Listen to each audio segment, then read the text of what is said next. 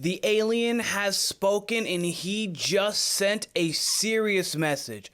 He has finally spoken out on the massive blockbuster trade of De'Aaron Fox coming to our San Antonio Spurs, and we're going to break down his comments plus other teams' comments about how great this is for the San Antonio Spurs here on Spurs Digest with your host, Keenan Warner. And if you guys haven't yet, make sure you guys take a spur of the moment to get every Spurs moment by hitting that subscribe button so you don't miss the great content me, Josh, and Brian have coming for you. But the Spurs look forward to exciting offense with De'Aaron Fox. Of course, you've got a guy who's phenomenal in the pick and roll, and we're going to talk about that here in a moment. But first, we are going to discuss the comment from our alien, from our superstar, from the superstar, one of the superstars of the league, Victor Wembanyama. Speaking on De'Aaron Fox, he said after their game against the Grizzlies, he's a player that causes a lot and disrupts a lot of opponents' game plan.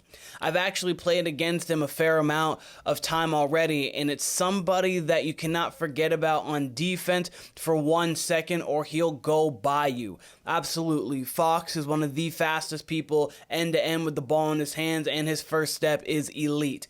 He's also a very interesting piece on defense. That is something I feel people are taking a little bit for granted. Like, I don't think people understand that Fox can legitimately play defense. I know early in the year, this was around like the November time, he was number 1 for guards in defensive efficiency early on in the season. Obviously that's there. His defensive rating's 115.4. The league average is around 115. That's saying he's a league average defender, but he's also on a team that doesn't have the greatest of defenders through 1 through 5. Now he has a team that's going to help push that there. And he ended it saying by a very important piece on defense, he can take up very, very important jobs on the defensive side. This is coming from a guy who will be a perennial defensive player of the year candidate, will win it this year, could have won it last year, will have at least 4 on his mantle. I think he knows a little something about defense. And he ended up going on to say, too, it just shows that they're talking about the front office. It just shows that they're not here to waste time and they're willing to take the next step on time. We're moving forward. I think it's a good step in the building of our future. I'm going to miss my teammates dearly. Of course, the consummate professional that is Victor Wembanyama talking about Tre Jones, Zach Collins, City as well leading this roster. So unfortunately, they aren't Spurs any longer, but we do have De'Aaron Fox, and we didn't have to pay a hefty basketball toll on the court for him to be here. At Spurs Center, Wemby heaved that one-legged three, of course. You had Brian Wright talking under the basket. Coach Mitch Johnson sat with Harrison Barnes to pick his brain about Fox. Harrison Barnes, behind the scenes, probably had more than we know of. What is this guy like? Does he fit us? Is he everything that we want in San Antonio? How is he going to fit with us? Should we really go get him? He was a teammate for him forever. And Harrison Barnes had nothing but glowing things to say about De'Aaron Fox, of course, and we're going to get into that in just a moment. Mitch Johnson had this to say, even when there's so much talk about Victor, of course, he's the alien top 10 player in the league, going to be top 5 here soon, going to be top 1 here soon. The timeline willing, developing evolution that we go through, sometimes the league dictates the capacity or opportunity at which you can do that in the big picture. When you add a player like De'Aaron Fox and you already have a strong foundation, they didn't have to give up Castle, they didn't have to give up Vassell, they didn't have to give up Sochan. They don't have to change their team. There will be opinions and expectations that come with that. What that means, what that timeline is, we'll get into that, but we will not shy away from the reality of adding good players and things to come with that. So you have a lot of situations where when the Nets traded, when they had Kyrie and KD and then they traded for James Harden, they had to give up Karis LeVert, they had to give up Jared Allen, Josh Allen, I'm sure they had to trade up Bills quarterback. They had to give up Jared Allen, they had to give up multiple first round picks, they had to give up Spencer Dinwiddie. That team was a well-rounded team that had made the playoffs and was making actually a little bit of noise doing so in the playoffs before they got bounced in the first round, and they had to cut all the depth. And that was something that us Spurs fans were worried about, that we didn't want to give up too much to get a guy who we possibly could have gotten in the 2026 free agency period. But again, you don't know what a year and a half is going to do, and you don't want to let an opportunity like this waste. We got rid of a guy in Tre Jones who easily is replaced and then some by De'Aaron Fox. Chris Paul essentially slides into the Tre Jones role for this season. Zach Collins was barely getting minutes as is because Charles Bassey had usurped him in the lineup in the depth chart and was actually getting his minutes. And then you had a guy in City who only played in garbage time. We got rid of zero of the camaraderie on this roster on a night-to-night basis, and we added a guy who is 25, 6, and 5, the won the first ever Clutch Player Award, also been a former All-Star. So, we didn't get rid of the foundation. This is more like when KD went to the Warriors. Not at the same... Kevin Durant and De'Aaron Fox are not on the same level of player. I understand. But when KD went to the Warriors, because it was an off-season sign, it was like, okay, we have the same team. We got rid of this Harrison Barnes guy, essentially, and we replaced him with Kevin Durant. So that's more so what this is like, because we didn't have to get rid of the pieces around De'Aaron Fox to get him, and that's why this move is such a special move, and everybody in the Spurs organization, from Brian Wright, Gregg Popovich, Mitch Johnson, Wemby, everybody there that has to be involved with this. I understand Wemby wasn't there in the trade talks, but Fox doesn't want to go there to the level he does if you don't have a Wembanyama. So, shout out to all of them to make this happen and make this trade happen. I was going to say, in the Fox, and this is what's going to be the most intriguing and exciting portion of the De'Aaron Fox to San Antonio move. Fox, the Spurs add a speedy downhill scorer who ranks 4th in total points when shooting off drives this season. San Antonio also now features a potentially unstoppable pick-and-roll combination with Fox and Wembanyama. According to Second Spectrum, Fox has averaged 1.13 points per direct pick-and-roll ball handler on pick and rolls, 6th best in the NBA. Wemby, meanwhile, has averaged 1.16 per direct pick and screener, and that's 2nd in the league. So essentially, you have a top 6 guy with the ball in his hands running the pick and roll, and a top 2 guy setting the pick and roll.